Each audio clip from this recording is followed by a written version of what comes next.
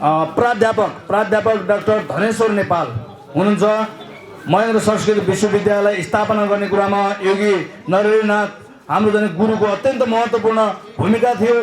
त्यही विश्वविद्यालयका उहाँ प्राध्यापक हुनुहुन्छ डाक्टर धनेश्वर नेपाल। ओम पूर्णमदः पूर्णमिदं पूर्णात् पूर्णमुदच्यते पूर्णस्य पूर्णमादाय पूर्णमेवावशिष्यते।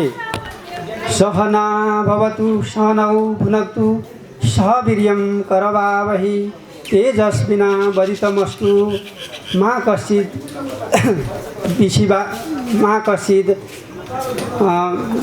विदुषावहै। यो मृगस्थलीको अत्यन्त पवित्र यो भूमिमा, जुन पवित्र भूमि हाम्रो योगी नरहरिनाथको यो तपभूमि हो, त्यो भूमिको यो कार्यक्रममा उपस्थित हुनुभएका सम्पूर्ण संस्कृतानुरागी संस्कृति प्रेमी महानुभावहरू,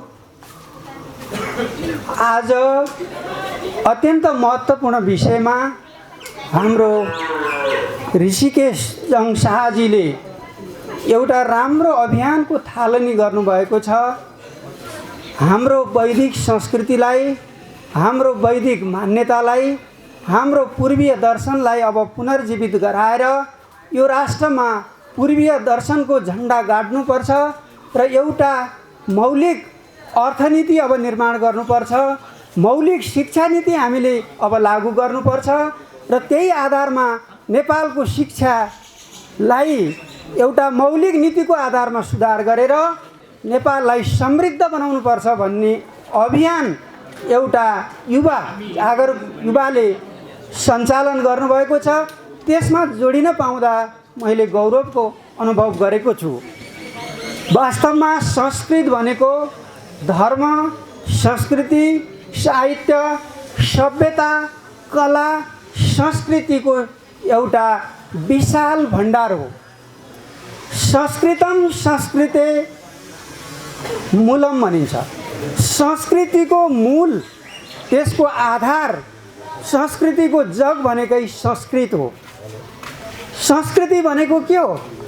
संस्कृतिको परिभाषा तपाईहरुले बुझ्नु भएको छ। संस्कृति भनेको हाम्रो धर्म हो, हाम्रो परम्परा हो, हाम्रा चाडहरू हुन्, हाम्रो सभ्यता हो, हाम्रो इतिहास हो र हाम्रा वेशभूषाहरू हुन्, हाम्रो बोली वचन हो, हाम्रा हरेक जात जाति जनजातिले प्रयोग गर्ने भाषा, भाषिक विविधताहरू छन्। यी सबै कुराहरू संस्कृति हुन्। हाम्रा चाडपर्वहरू संस्कृति हुन्। हामीले बालक जन्मेदेखि मृत्युसम्मका जुन संस्कारहरू छन् ती पनि संस्कृति नै हुन्।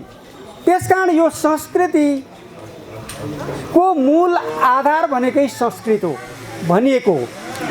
र हाम्रा संस्कृतका ग्रन्थहरू वेद, उपनिषद, महाभारत, त्यसपछि तपाईको पुराण, स्मृति ग्रन्थहरू, यी संस्कृतका यी ग्रन्थहरू संस्कृतका स्रोत हुन्।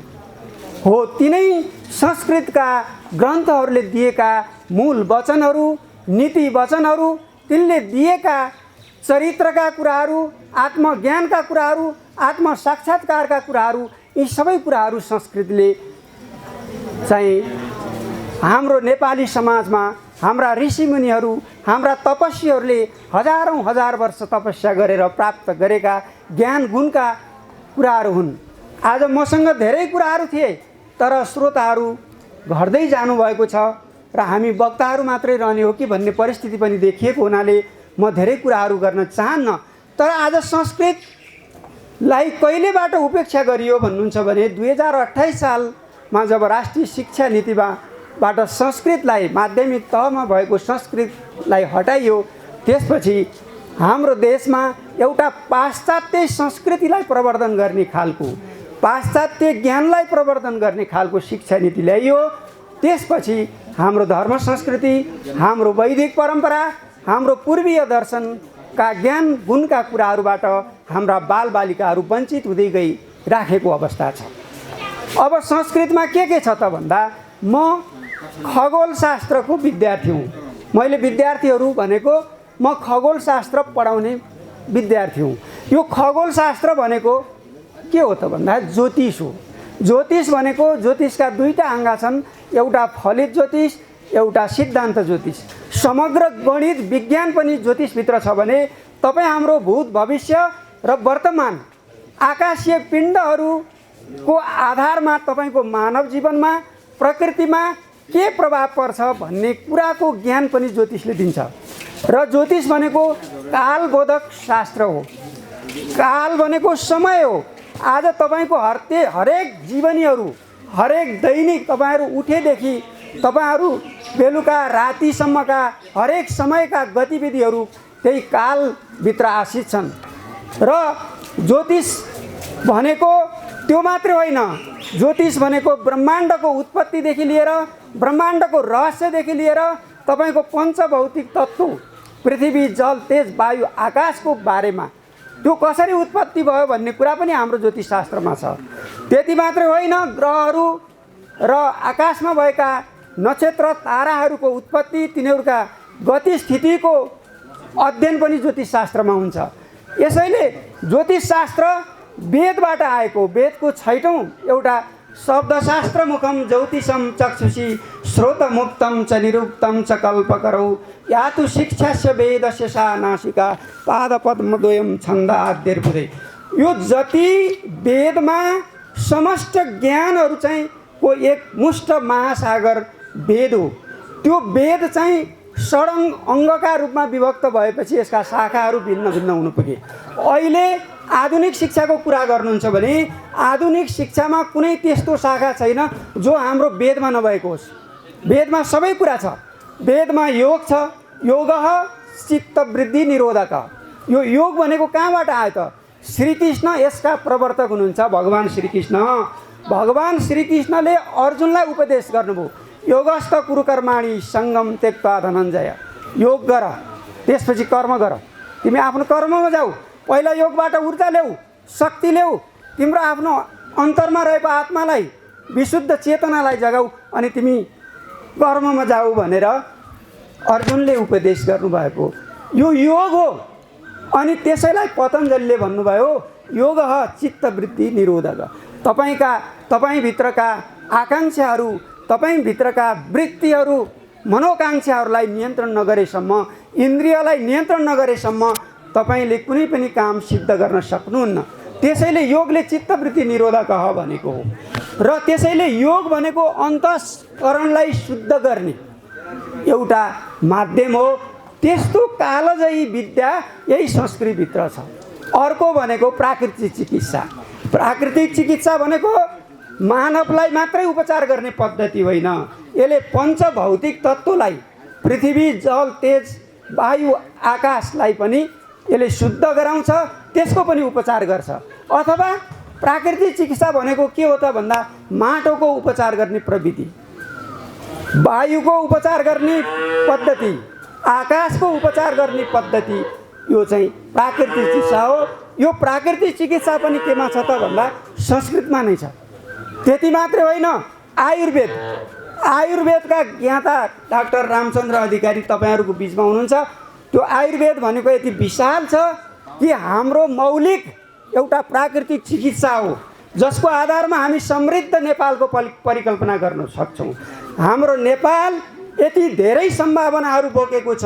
कैयौँ जडीबुटीहरू नेपालको भूमिमा, हिमालदेखि तराईसम्मका भूमिमा हजारौँ हजार जडीबुटीहरू छन्, रुखहरू, बिरुवाहरू छन्। त्यसबाट हामीले औषधि, आयुर्वेदिक औषधि उत्पादन गरेर हामीले विश्व बजारसम्म लान सक्छौँ र हाम्रो स्वास्थ्यको पनि सम्वर्धन गर्न सक्छौँ। त्यो विद्या हाम्रो जो कहाँ छ त भन्दा संस्कृतभित्र छ। त्यति मात्र होइन, साहित्यको कुरा गर्नुहुन्छ भने साहित्यको विशाल सागर छ। साहित्यम यदि वाञ्छति प्रिय सखे शाकुन्तलाम सेव्यताम। कालिदासले शाकुन्तल महाकाव्य लेखिदिनु भयो। विदेशी विद्वानहरू पनि मन्त्रमुग्ध भए। यदि साहित्यको रसास्वादन गर्नुपर्छ भने त्यो शाकुन्तलमा गएर डुब्नुहोस् भन्दछ विदेशीहरूले। त्यो साहित्य अनन्त छ।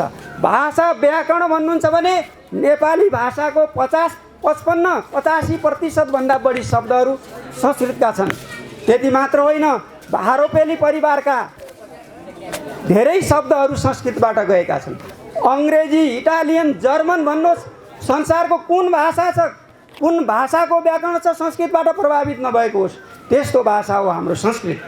तर आज विश्व संस्कृततर्फ पर्खिराखेको छ। विश्वमा के भइराखेको छ म तपाईँहरूलाई अलिकति चर्चा गर्न चाहन्छु। हामी आफ्नै भूमिको, आफ्नै ऋषिमुनिहरूले दिएको ज्ञानलाई आज उपेक्षा गरेर गइराखेका छौँ। तर अमेरिका, जर्मन, बेलायत जस्ता देशहरू आज संस्कृततर्फ पर्खिसकेका छन्।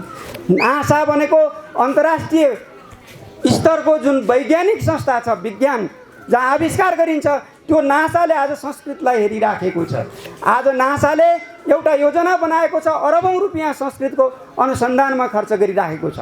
संस्कृत भनेको त्यस्तो भाषा प्रमाणित हुँदैछ जुन कम्प्युटरमा प्रयोग हुने सबैभन्दा सठिक भाषा संस्कृत हो भनेर नासाका प्रमुखले भनिसकेका छन्। र नासाले अब संस्कृतका जुन शब्दहरू छन् त्यो सूत्रात्मक हुने भएको हुनाले अन्तरिक्षमा त्यो शब्दहरू अन्तरिक्षमा सूचना पठाउनको निम्ति अब संस्कृत भाषाको, कम्प्युटर भाषाको प्रयोग गर्दैछ नासाले। 2025 देखि 2035 सम्मको अवधिमा अब अन्तरिक्षमा संस्कृत भाषा गुन्जिन्छ अनि संस्कृत भाषा बन्छ विश्वको भाषा। एउटा भाषा क्रान्ति आउँदैछ, त्यो नासाले गर्दैछ भने आज हामी आफ्नै ऋषिमुनिहरूले, तपस्वीहरूले ध्यान, ज्ञान, तपस्याबाट प्राप्त गरेको ज्ञानलाई आज उपेक्षा गरेर बसिराखेका छौँ।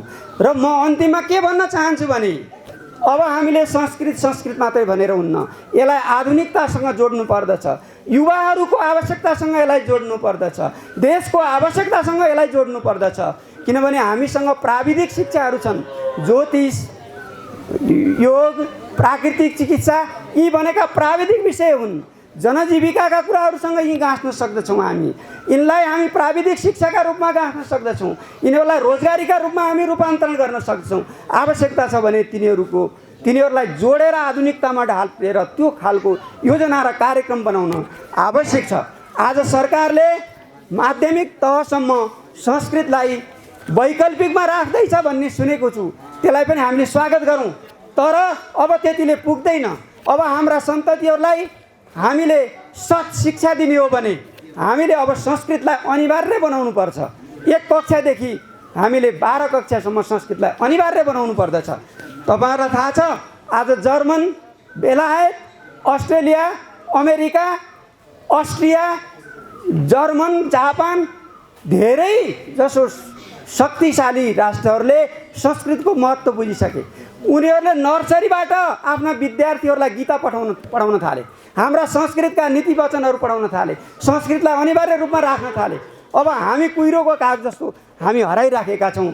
कस्तुरी मृगले आफ्नो कस्तुरीलाई चिन्न नसके जस्तो आज हामी आफैले संस्कृतलाई उपेक्षा गरिराखेका छौँ।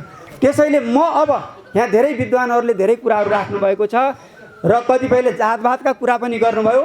हाम्रो संस्कृतले भन्छ अयम निज परोवेति गणना लघुचेतसाम उदार चरिता नाम तु वसुधैव कुटुम्बकम। जुन ज्ञानले, वैदिक ज्ञानले, पूर्वीय दर्शनले भन्छ मानवलाई मात्र होइन सम्पूर्ण प्राणीलाई एउटै दृष्टिले, समदृष्टिले हेर्छ, उदात्त भावले हेर्छ, त्यो हो संस्कृत शिक्षा। विश्व एकम निडम, विश्वम एकम निडम। विश्वलाई एउटा निड भनेको चराको गुण जस्तो उसले मान्छ। ईश्वरको अंश हामी मानवमा पनि छ, त्यही ईश्वरको अंश प्राणीमा, जीव जन्तुमा पनि छ। त्यसैले यो संस्कृतले, हाम्रो पूर्वीय दर्शनले सबैलाई एउटै दृष्टिकोणले हेर्छ। यस्तो भाषाले, यस्तो संस्कृतिले, यस्तो दर्शनले कुनै जातभातको कुरा, कुनै कामी दमाईको कुरा गर्ला? यी जुन कुराहरू आएका छन् यी पछिका ठुला ठालुहरूले, भलादमी बनाउँदाहरूले, सुविधा भोगीहरूले, उनीहरूले पछि बिगारेको विषय मात्रै हुन सक्छ। तर हाम्रो वेदले कहीँ पनि भेदभाव गरेको छैन, सबैलाई एउटै भावले हेरेको छ। त्यसैले पण्डिता समदर्शिन भनेर भनेको छ। आफू जस्तै जसले सबैलाई शिक्षा दिन सक्छ त्यो भनेको पण्डित हो भनिएको छ भने यस्तो शिक्षा कतै यसले भेदभाव गर्न सक्छ? संस्कृतले र पूर्वीय दर्शनले भेदभाव गर्दैन। अब त्यो बाटोमा हामी जाउँ हामीले सशक्त रूपमा दबाब सिर्जना गर्दै गरौँ, सरकारलाई पनि दबाब दिउँ, जनता समक्ष पनि जाउँ, हाम्रो मौलिक संस्कृतिको जगेर्नातिर, हाम्रो संस्कृतिको जगेर्नातिर अब हामी अगाडि बढौँ भन्दै बिदा हुन चाहन्छु। धन्यवाद।